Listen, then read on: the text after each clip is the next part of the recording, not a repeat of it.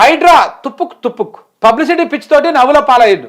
Pipe line పగలగొట్టిన సిబ్బంది పైకి ఎగిసిన నీళ్లు ఉప్పొంగిన గంగా అంటూ రంగనాథ్ ట్వీటు. కాసేపటికి అసలు విషయం తెలియడంతో ట్వీట్ డిలీట్.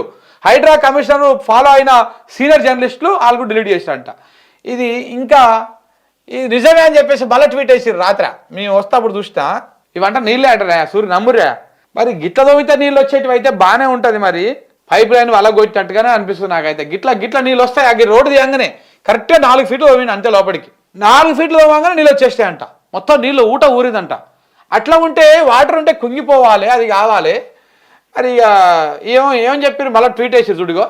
ఏమని వేసారు? మోకాల లోతుకే ఉప్పొంగిన గంగ, హైడ్రా తవ్వకాల్లో బయటపడిన బతుకమ్మ కుంట బతికే ఉంది. మోకాల లోతు మట్టి తీయగానే బిరబిరా గంగమ్మ బయటకు వచ్చింది.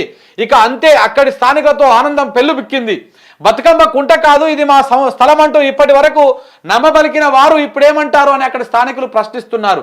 కబ్జాల చెరువు ఆనవాళ్లు కోల్పోయిన చెరువుకు ప్రాణం పోయామని స్థానికులు హైడ్రాను ఆశ్రయించిన విషయం తెలిసిందే.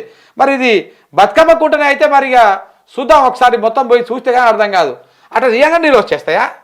ఏ చెర్ల కూడా మరి ఈ రేంజ్లో అయితే మరి తీయంగానే ఊర్లలో ఉన్నటువంటి చెర్లలో కూడా ఒక 4 ఫీట్లు తీయంగానే నీళ్లు రావు. మరి ఇక్కడ నీళ్ళు వచ్చినాయి అంటే ఇది అనుమానమే ఉన్నది. మరి ఇగో కరెక్ట్గా 4 ఫీట్లు 5 అడుగులు ఉంది అంతే తీసి 5 అడుగులకే నీళ్ళు వచ్చినాయంటే ఆ పైన ఇదంతా ఎట్లా నిలబడ్డది, ఎట్లా ఉన్నది ఇదంతా? మరి ఏం నడుస్తుంది? ఏదో కథ అవుతున్నది ఇక్కడ చూద్దాం. కొంతమంది సోషల్ మీడియా దుష్ప్రచారాన్ని నమ్మవద్దు. బతుకమ్మ కుట్టలో ఎట్లాంటి డ్రైనేజ్ పైప్ లైన్ లేవంట. ఎందుకు ఉరుకులాట ఎందుకే రంగనాథ్ అన్న? చూద్దాం కదా, చూద్దాం. 2 రోజులు పోయినాక కనపడుతుంది మొత్తం, వాస్తవం తేలిపోతుంది. అప్పుడు హైడ్రాన్ తుప్పుకు అంటారు జనం.